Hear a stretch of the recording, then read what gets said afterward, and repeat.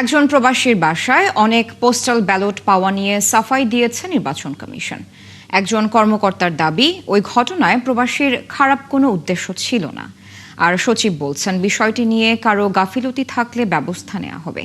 সম্প্রতি বাহরাইনে এক প্রবাসীর বাসায় একসঙ্গে অনেক পোস্টাল ব্যালটের ভিডিও নিয়ে সামাজিক মাধ্যমে উত্তাপ ছড়িয়েছে। ফারজানা আক্তারের প্রতিবেদন। সামাজিক যোগাযোগ মাধ্যমে ছড়িয়ে পড়া একটি ভিডিওতে দেখা যায় বাহরাইনের একটি বাসায় প্রবাসী ভোটারদের হাতে হাতে ব্যালট পেপার। এরপর এই ঘটনাকে কেন্দ্র করে উঠেছে নানা বিতর্ক।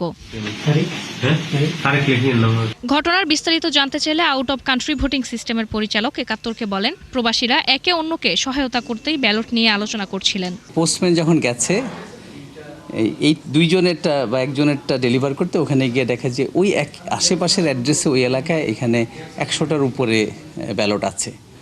কালার এক্সপার্ট এবং ডার্ক স্যাপ সমৃদ্ধ অরিক্স অ্যাডভান্স ডিটারজেন্ট পাউডার, আপনার লন্ড্রি এক্সপার্ট। তখন পোস্টম্যানও আর আমাদের বলছে, ঠিক আছে, এটা আমরা বিলি করে ফেলতে পারবো, অসুবিধা নেই।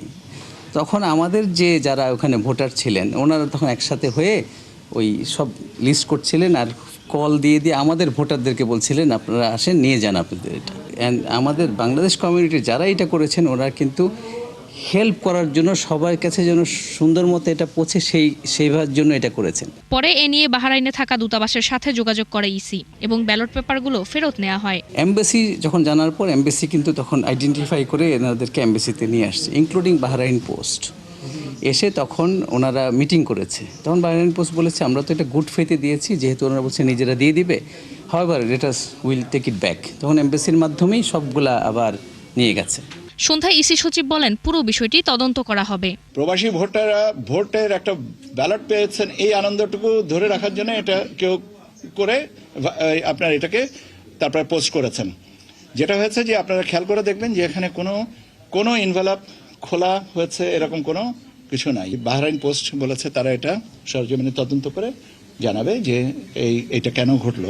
কয়েকটি আসনে গড়ে ১০,০০০-এর মতো পোস্টাল ব্যালটে ভোট দেবেন প্রবাসীরা, যা ফল নির্ধারণে গুরুত্বপূর্ণ ভূমিকা রাখতে পারে।